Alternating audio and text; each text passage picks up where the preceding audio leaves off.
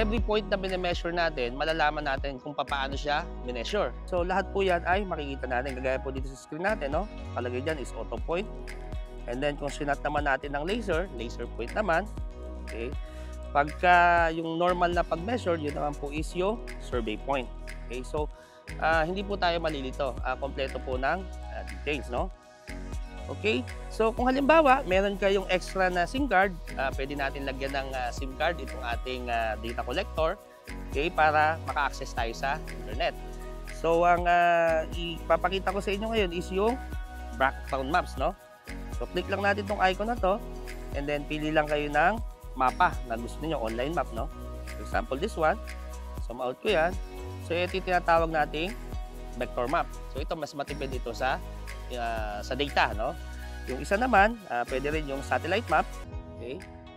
Yan. Okay. So ito po yung actual mga points natin.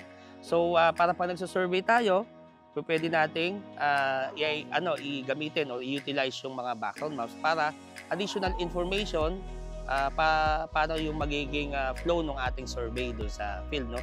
So I think malaking malaking maitutulong nito pag tayo ay nagsa-survey kasi nalalaman natin ano ba yung sa paligid ng ating subject lot or yung sa ating survey area. Okay?